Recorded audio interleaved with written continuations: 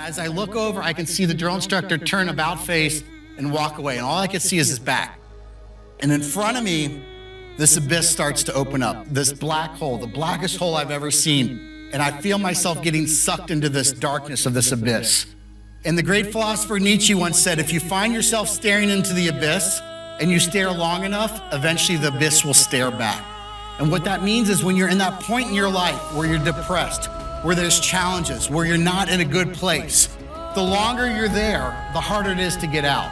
And what that abyss for me was self-doubt, was the fact that I wasn't maybe working as hard as I could, was the fact that I did have it easy because every time I got challenged in school, I just went to a different school. I just was able to figure it out.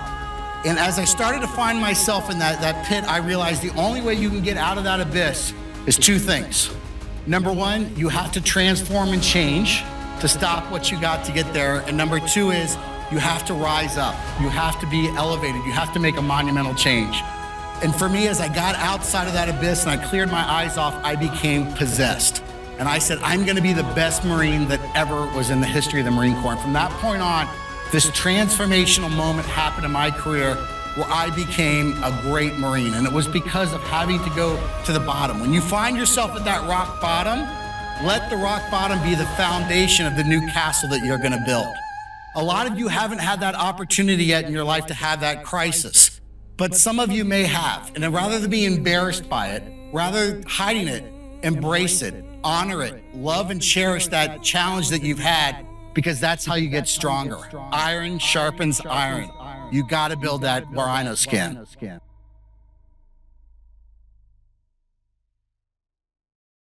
So my journey to this stage was very difficult. I had a lot of challenges growing up. I went to about 6 or 7 different schools before I ended up here at Roger Bacon. What I was missing was discipline. Discipline gets really, people don't understand what discipline means, but discipline means you care. Discipline means there's something more important than just us. And we hold ourselves to that high standard. And for the first time in my life, I felt like I was part of something. I felt like I was part of a community. Now, when I was a very, very young kid, I had a dream of being a U.S. Marine. What I found in the Marine Corps was I found that same sense of brotherhood, that same sense of community. But you know what I also found was that discipline that said there is something more important than just us, and we have to hold it together. So I get out of the Marine Corps in the late 90s. A couple of years later, September 11th happens, a day that really affected me and all of the faculty and students that were alive at that time, faculty and staff. And I decided Roger Bacon taught me to be part of that community, to be part of that service. I wanted something more. I wasn't going to go back in the Marine Corps, so I became a firefighter. What I learned here was, again, discipline, the importance of being followed. If you're not disciplined when you're going into a fire, it's real simple. You're going to die. It's as simple as that. You have to be disciplined about putting your air mask on, about checking your gear, making sure your batteries are charged up, all those little things. And I remembered the teachers that would get on me for missing a loop on my belt, or they're not wearing a belt. Why were they doing this? Well, they were getting me to pay attention to those details. It's so vitally important. And in this case here, it's literally life and death. I got lost early on in a fire, and I wanted to create a product to help other firefighters not go through what I went through. And I invented this glow-in-the-dark material, and I started selling it out of the trunk of my car. And what I would do is, instead of telling people that I'm selling you glow-in-the-dark material, I would talk about, do you ever get disoriented? Do you ever get distracted in a fire and lose track of where you're supposed to be? And of course, all firefighters say, yeah, this happens all the time. Well, the solution I came up with, what if we use this glow-in-the-dark material? And finally, my fire chief sat me down and said, look, you've really got something that's going to revolutionize and change the fire service. You need to get a little bit more serious about it. And so I remembered a quote from Teddy Roosevelt, one of my favorite leaders of all time. He said, if you're faced with a monumental decision, the best thing you can do is the right thing. The next best thing you can do is the wrong thing. But the worst thing you can do is to do nothing. And I thought of what I'd learned at Roger Bacon from our Spartan ancestors. Just because it was tough didn't mean they gave up. They found a way. When they got to that mountain path in Thermopylae, they decided, we're going to make a stand here. We're going to have a strategy, but most importantly, we're going to have that grit, that tenacity, and faith in the brotherhood, faith in each other. And that's what I did. I didn't know how I was going to fix this problem, but I knew I was going to do it. And before you know it, I'm named Entrepreneur of the Year by the governor of the state of Ohio. I get invited to the White House. Everything is going great. The product is being used by about 80,000 firefighters in about 25 different countries. And I told my CFO, I'm not going to check email. Don't call me. Don't bother me unless there's a problem. Well, what do you think happens about 2 or 3 days in the vacation? Phone rings. I see his name. I immediately go cold. It's like, Zach, we got a real problem. The $100,000 check that was supposed to come in, it didn't show up. We've got a couple other expenses that we didn't know about. And I've got to prepare you for bankruptcy and filing for Chapter 11. I dropped the phone. I got a chill started in my arm. I could feel it going up like this. It hit my chest. My chest got really tight, like it hurt, felt like someone punched in the chest. And I realized I'm having a heart attack. I fall to the ground and I see that abyss, the same abyss that I saw at Paris Island start to open up. That darkness, that black of that abyss started to pull me into it. And I realized that I was at the darkest moment of my entire life because everything I needed, everything I wanted, I put into this company. I was saving the lives of my fellow firefighters and I just killed it. I killed it because of my arrogance. I finally talked to my wife. She calls me out. She's like, look, you're having a panic attack. You're not having a heart attack. But the other reason I didn't realize is that God wanted me to go through that challenge first because he had to prepare me for what was next. Prepare me as a warrior, because as a warrior, there's a journey. And that journey ended up getting documented in my book called Warrior Entrepreneur that literally the first section of the book is all about Roger Bacon, about the experiences that I had at Roger Bacon that helped set me on the schedule of what a warrior is, that then took me into the fire service, that took me into the Marines and everything else. And what that common thread is of a warrior is somebody that has difficulty and challenge and gets stronger as a result of it, that uses discipline, that uses camaraderie, uses that compassion with everyone else to work together. And so the company ended up becoming an international bestseller. And as a result of that, I now get a chance to go all over the country, all over the world with other leaders. And we go to historical battlefields like Gettysburg, like Normandy, like different Civil War areas. And we teach about the warriors of the past, what we can learn as business people as a result of that. And the first thing we notice is that we're different. In my case, I knew that I had some challenges that I had to work through, but I knew that there was something more. And I had this thirst for adventure. I knew that in my life, I needed something more. I needed to do something. I needed to be challenged a little bit more. And you find that calling. And in my case, the calling was the Marine Corps. From a very early age, I wanted to be a Marine. I loved that idea of warriors and the stories of the warriors of the past. And then finally, you're going to meet a mentor. And the mentor is somebody that spent time outside of that home realm, outside of the safety of everything that we knew and where we grew up. And they tell us about the adventure that lies outside of that wall. And from there, we eventually cross that threshold. And the threshold is a very significant thing. So for you, that threshold may have been the first day you walked through these doors of Roger Bacon. For me as a Marine, the big threshold was when we got down to Paris Island. We stood on the yellow footprints. We walked through the silver hatches. And they tell you that once you walk through the silver hatches, you can never walk back out of them. And there were people there that got kicked out within the first 48 hours because maybe they lied about an injury or drug use or something like that. They will always talk about that time when they got that little taste of something on the other side of the threshold. And then once you get through that threshold, that's when things get really tough. So for you football players, you athletes out there, that's when we start two-a-days. That's when we start our summer off season training, and it gets more and more difficult. What do we do when we go in the weight room? We lift weights. We lift heavy weights. Why are we doing that? We're putting stress on our muscle because that's the only way your muscles can strengthen and grow. For me, when I got down to Paris Island and I was having the challenges of the physical fitness and the discipline I was failing, even though it was hurting me, I was getting stronger. Early on in my time in the business, like I was telling you about when I was suffering and having those challenges, that was part of my journey to help me manage the company when we were making tens of millions of dollars a year. And things were a lot more difficult than it was when I shared that story with you.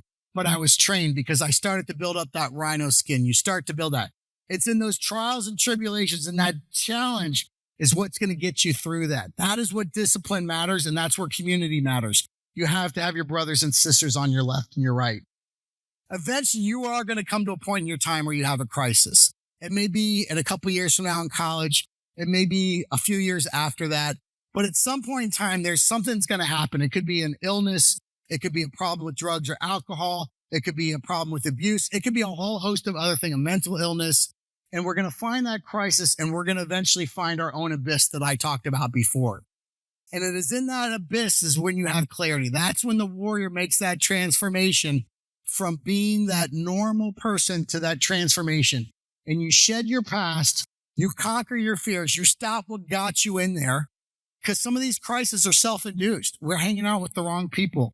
We're doing the wrong stuff. And we realize in order to shed our past, we need to come up with a new community, a new group of people that's not going to tear us down and build us into that.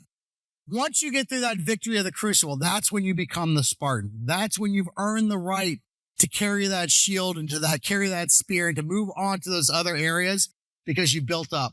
And as you start to get better, you're doing more and more. And then eventually you start helping other warriors. And so that new road comes ahead and you start to become this visionary. You become this person that has seen it and been there and done that. And you did that because of the challenges and the difficulties that happen. And then eventually that visionary, when you're spending a lot of your time, you retire. So in the case of the military, it's very, very real. You take your uniform off for the last time, you don't put it back on. But you continue to serve. You're still a warrior that's out there. And then from that point, you go ahead and you move on. And so a visionary is like a Steve Jobs. So think about all the bad things that have happened in your life. Think about all the challenges that have happened. Think about, instead of those being bad things, think about how they can make you stronger. Think about the community that you have here at Roger Bacon. This is only 4 years of your life. You're arguably going to live to be about 100 years old. That's 4% of your life. But I can tell you right now, these will be the 4 of the most formative years of your life, memories, and things are going to be difficult. And I ask you to push through that difficulty, to work a little bit harder, to push a little bit more, because that's what we do as Spartans. Sound mind and a sound body. Carry that legacy on. So maybe at some point in time, in a few years from now, you're going to be up here sharing with the next freshman class about the journey that you've had through that. This is the part that I love the most, and that's where we get a chance to have a conversation with each other. I'd like to answer any questions. We can talk about anything that has to do with Roger Bacon, about business, about military sports, anything you want. Who wants to go first? All right. Stand up so everyone can hear you and sound off real loud so they can hear what you're saying. The question was, how long was I a firefighter? So I was a firefighter from about 2002 till probably about 10, 12 years. So next question. I'm not, come on, man. These are easy questions. I can't be giving you out presents like that for easy questions. I was in for about 91 to about 99. It's better be a better question than that. Go ahead. So the question was, how tough was the training for military? It was exceptionally difficult. It was physically difficult, but more importantly, it was mentally difficult. Now, I did both the officer program and the enlisted program where I got a chance. So as an enlisted Marine, you're trained instant obedience to orders. And that includes from the second you wake up, coming to attention at the end of your bed, doing physical fitness and everything else. They don't want you to think, they want you to instant obedience to orders. As an officer, it's different because the officers are leading the Marine. There, the discipline was still tough, but they wanted you to think. So what they would do is instead of telling you, when I say they tell you everything to do, they literally, everything is done, how to get dressed by the numbers. Put your left sock on, you have 3 seconds, 3, 2, 1, go. Right side on, do that. Everything's done. Well, as an officer training, they basically say, here's what you need to do for the rest of the day. Go do it. And they just sit back and evaluate you. But the physical training was equivalent to probably what the buds go through at the SEALs at Officer Candidate School. Brutal physical training, but the mental toughness wasn't as bad. So great question. So I think the question was, what inspired me to join the military? For me, it was what I learned here at Roger Bacon. It was having that sense of belonging. It was having that community. It was realizing that the discipline is really what made me who I was. The discipline is what I needed to thrive in. And for me, especially in the Marine Corps, because the Marine Corps is considered one of the more elite units, I really wanted to push myself to do something that was a little more challenging than what I thought is for everybody else. After you just make it, what inspired you to go to fire? Great question. So the question was, what inspired me to become a firefighter after I left the military? Back to what I said before, discipline, brotherhood, camaraderie. Being part of something that's bigger than yourself. That for me was so important. And when September 11th happened, I developed the opposite of PTSD. So everyone talks about post-traumatic stress, which happens when you're faced with a life-threatening challenge and it really causes challenges. I had the opposite. I had what's called survivor's guilt because I had other brothers that were out there fighting and I wasn't. I was married. I had a great job. Things were going. So I wanted a chance to give back. And I felt that now the front line of the battle is no longer in some far off distant land. It's in our own backyard. We learned that from September 11th. We see that all the time now. So I wanted to get back into that community. I wanted to be back. And I keep going back to football because, I was a football player here. Being part of other warriors in the middle of the battle, getting bloodied, getting beat up, and coming together as a team and pushing forward is something very sacred. It's something very great. And to the importance of sports, the importance of community service, those are really important things because a lot of the schools in this area, they teach you to do really good on the test so you can get into college. But if all you do is just study and you don't do anything else and you get out of school, there's a lot more to life. Church, community service, your family, dealing with challenges, dealing with other difficult people. What I learned here, Roger Bacon, and what you should be so grateful for, because you probably don't get a chance to see it, because compared to other schools, is the importance of not just academics. Academics are important, but the importance of, again, a sound mind and a sound body and having that well-roundedness and having that faith in something bigger than you. Not just religion, but faith in a cause that's bigger for you. And for me, it's that right there, that American flag. And what I did is I said, well, I want to do whatever I can to make sure that flag continues to fly. And what that flag stands for, and it stands for freedom. So at the end of the day, why did I join the fire department? It was for freedom. And one thing, and not to get on a tangent here, but I used to get really upset when I'd see people kneel for the flag, or I see people not take their hat off for the flag. But then I realized the ultimate sense of freedom is to be able to do that. And for you as a warrior to give up and sacrifice so you have the right to disrespect the flag, the right to do things. Because at the end of the day, to have somebody that disagrees with you so strongly, but you believe in their right to disagree with you, that's what makes us America. And that's what's so important. And we all have a job to do to defend that in one way or the other.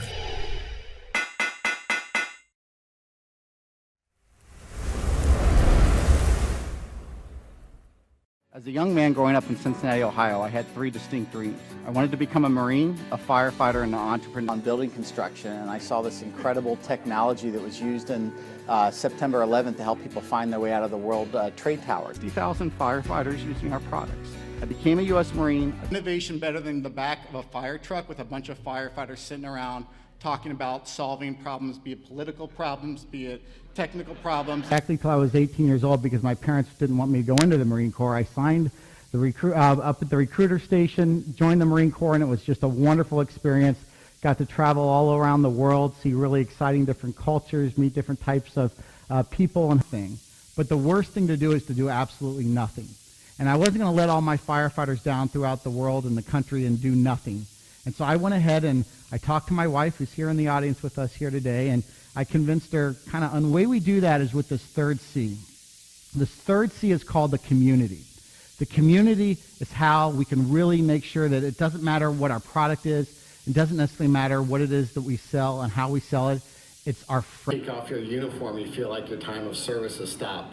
And she's given us an opportunity to continue to serve our community even though we're no longer wearing our uniform. Upon millions of dollars, because you never have to replace batteries or light bulbs or electricity or technology, and apply it to firefighters so they could see the same technology and be able to see each other in the dark. They can feel imperfections that you and I couldn't find. And I think the most poetic beauty of this whole entire relationship is here. Army over in Iraq started a program honoring post 9/11 veterans that started and founded their own companies.